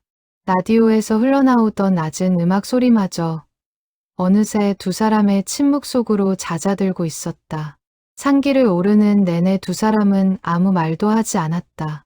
겨울의 끝자락, 아직 녹지 않은 눈이 산비탈 곳곳에 남아 있었고 그 위로 이른 봄볕이 조심스레 내려앉고 있었다. 차창 밖으로 스쳐 지나가는 앙상한 나뭇가지들 사이로 이따금 새순이 움트기 시작한 모습이 눈에 띄었다. 산소에 다다랐을 때 두 사람은 저만치 앞서 서 있는 낯익은 뒷모습을 발견했다. 필재였다. 그는 도연의 묘비 앞에 무릎을 꿇고 앉아 오래도록 고개를 숙이고 있었다. 순영은 걸음을 멈추고 그 모습을 바라보았다. 겨울바람에 흔들리는 그의 어깨가 유독 작고 쓸쓸해 보였다. 스승님, 저는 스승님의 뜻을 제 마음대로 해석해서 순영 씨와 지수 씨를 힘들게 만들었습니다. 죄송합니다. 이제 저는 조용히 물러나려 합니다. 스승님께서 지켜주신 이 가게도, 이 자리도 모두 제자리로 돌려놓겠습니다. 필재의 목소리가 바람에 실려 흩어졌다. 그 말을 듣던 순영의 눈에서 뜨거운 눈물이 흘러내렸다. 그녀는 더는 참지 못하고 앞으로 걸어 나갔다. 필재 씨. 필재는 놀란 얼굴로 뒤를 돌아보았다. 순영과 지수가 함께 서 있는 모습을 보는 순간 그의 얼굴에는 당혹감과 반가움이 동시에 스쳤다. 어떻게 여기까지 박씨 아저씨한테 여쭤봤어요. 순영이 다가서며 말했다. 그녀의 눈에는 눈물이 그렁그렁 맺혀 있었지만 입가에는 옅은 미소가 번지고 있었다. 필재 씨, 저희 이러시면 안 되잖아요. 이렇게 혼자 모든 걸 짊어지고 떠나버리시면 저는 어떻게 해요? 필재는 자리에서 일어나 순영을 마주했다. 두 사람 사이에는 30여 년의 세월이 그리고 최근 몇 달간의 혼란과 아픔이 고스란히 담긴 침묵이 흘렀다. 하지만 그 침묵은 더 이상 두려움이나 죄책감의 침묵이 아니었다. 그것은 서로의 진심을 온전히 확인하기 위한 마지막 망설임의 순간이었다. 지수는 두 사람을 지켜보다가 조심스레 앞으로 나섰다. 아저씨, 죄송했습니다. 제가 너무 제 생각만 했어요. 아버지 일기장을 봤어요. 아버지가 진심으로 바라셨던 일이라는 걸 이제는 알 것 같아요. 필재는 지수의 말에 눈시울이 뜨거워졌다. 그는 오래도록 고개를 숙이며 말을 잇지 못했다. 세 사람은 도연의 묘비 앞에서 오래도록 서로를 바라보았다. 바람이 잦아들고 겨울 끝자락의 햇살이 세 사람의 어깨 위로 따스하게 내려앉았다. 스승님께서 다 지켜보고 계셨을 거예요. 순영이 나직이 말했다. 필재는 묘비를 향해 다시 한번 깊이 고개를 숙였다. 스승님, 감사합니다. 그리고 이제는 스승님 말씀대로 하겠습니다. 그날 세 사람은 함께 산을 내려왔다. 내려오는 길, 하늘은 어느새 맑게 개어 있었고 멀리 마을 어귀에서 밥 짓는 연기가 모락모락 피어오르는 것이 보였다. 그 평범한 풍경이 세 사람에게는 유난히 따뜻하게 느껴졌다. 돌아오는 길, 필재는 지수와 나란히 걸으며 오랫동안 마음속에 담아두었던 이야기들을 조금씩 풀어놓았다. 지수는 아버지가 살아생전 어떤 사람이었는지, 필재의 눈을 통해 새롭게 알아가는 시간을 가졌다. 그것은 아버지를 잃은 상실감을 메우는 대신 아버지에 대한 기억을 더욱 풍성하게 채워주는 시간이었다. 필재는 도연히 젊은 시절 아이들을 얼마나 아꼈는지, 어려운 형편의 학생들을 몰래 챙겨주던 일화들을 하나씩 들려주었다. 지수는 그 이야기를 들으며 몇 번이고 눈물을 훔쳤다. 아버지의 삶이 자신이 알던 것보다 훨씬 더 크고 따뜻했다는 것을 새삼 깨닫는 순간들이었다. 필재는 다시 가게 문을 열었다. 오랜만에 다시 밝혀진 가게 불빛을 보고 이웃들은 저마다 반가운 얼굴로 인사를 건넸다. 박 씨는 필재의 어깨를 두드리며 껄껄 웃었다. 그럴 줄 알았네. 자네가 그렇게 쉽게 물러날 사람이 아니지. 봄이 완연해질 무렵 순영은 다시 필재의 가게를 찾았다. 이번에는 낡은 옷을 고치기 위해서가 아니었다. 그녀는 조심스레 원단 한 필을 내밀었다. 이걸로 옷을 하나 지어주실 수 있을까요? 필재는 원단을 받아들고 순영을 바라보았다. 부드러운 살구빛이 도는 고운 원단이었다. 누구를 위한 옷입니까? 순영은 잠시 뜸을 들이다가 얼굴을 붉히며 대답했다. 저를 위한 옷이요. 이제 저도 제 몸에 꼭 맞는 옷 한 벌쯤은 가져도 되지 않을까 해서요. 필재는 그 말의 의미를 천천히 헤아렸다. 그것은 단순히 옷 한 벌을 부탁하는 말이 아니었다. 순영이 자신의 삶을, 자신의 남은 날들을 온전히 스스로의 뜻으로 채워가겠다는 다짐이었다. 그날부터 필재는 정성을 다해 순영의 옷을 짓기 시작했다. 치수를 재는 그의 손끝은 조심스러웠고 원단을 마름질하는 그의 눈빛은 진지했다. 그는 이 옷이 자신이 짓는 마지막 치수가 되리라는 것을 알고 있었다.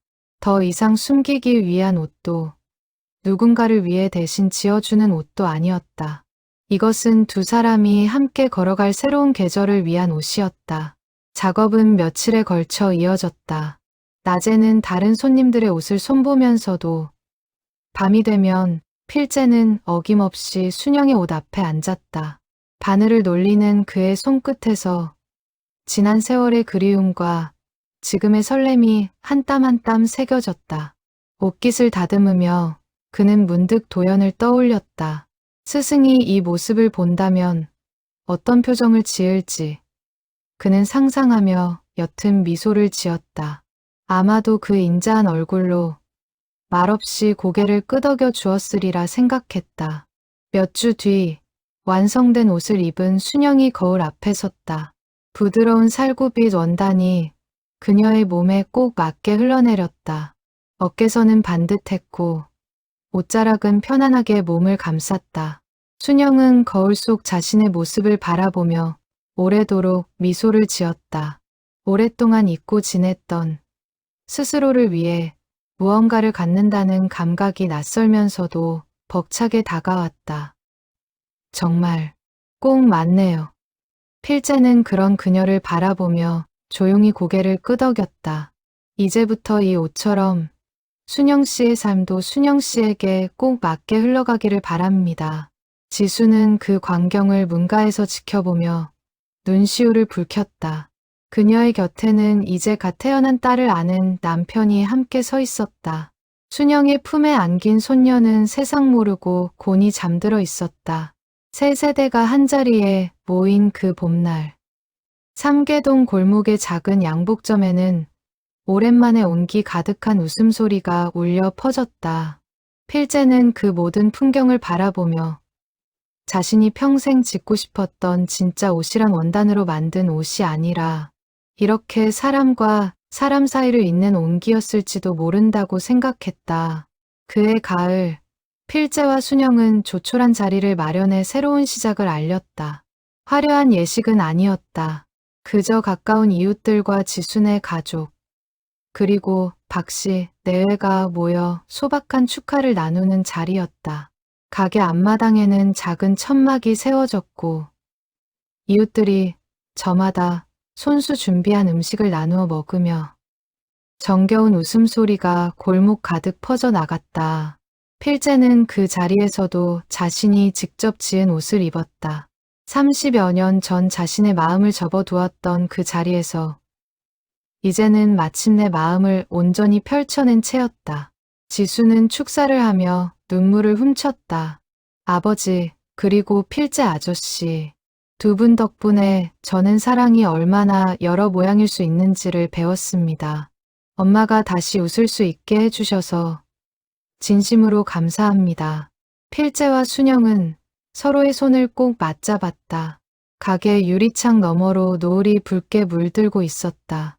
오랜 세월 홀로 지켜온 작은 양복점은 이제 두 사람이 함께 써내려갈 새로운 이야기의 시작점이 되어 있었다. 이웃들은 저마다 술잔을 부딪히며 두 사람의 앞날을 축복했고 아이들은 마당을 뛰어다니며 웃음소리를 더했다. 삼계동 골목 전체가 마치 오랜만에 되찾은 봄날처럼 활기로 가득했다. 그날 밤 필재는 오랜만에 사진첩을 펼쳤다. 젊은 날의 자신과 도연, 그리고 순영이 함께 담긴 빛바랜 사진 옆에 그는 오늘 찍은 새 사진 한 장을 나란히 끼워 넣었다. 30여 년의 세월을 건너 두 장의 사진은 마치 하나의 이야기처럼 나란히 놓여 있었다. 창밖으로는 가을바람이 부드럽게 불어왔고 필재는 오래도록 그 사진들을 바라보며 조용히 미소 지었다. 마지막 치수는 이제 그의 삶에 가장 잘 맞는 온기로 완성되어 있었다. 이튿날 아침, 필재는 여느 때처럼 가게 문을 열었다. 새벽 5시에 눈을 뜨고 6시에 문을 여는 오랜 습관은 변하지 않았다. 다만 이제 그 곁에는 순영이 함께 있었다. 그녀는 아침마다 국화차를 우려내 필재의 작업대 위에 올려놓았고 그는 그 향을 맡으며 하루를 시작했다. 30년 넘게 홀로 지켜온 가게는 이제 두 사람의 온기로 채워진 공간이 되어 있었다. 가게 벽에 걸린 낡은 사진 옆으로 이제 새로운 사진 액자가 하나 더 걸렸다. 필재와 순영, 그리고 지순의 가족이 함께 웃고 있는 사진이었다. 그 사진을 바라볼 때마다 필재는 도연을 떠올렸다. 스승이 남긴 마지막 부탁은 이렇게 오랜 시간을 돌아 마침내 온전히 이루어진 셈이었다. 삼계동 골목의 작은 양복점에서 두 사람은 남은 생을 서로에게 꼭 맞는 옷처럼 살아가기로 했다.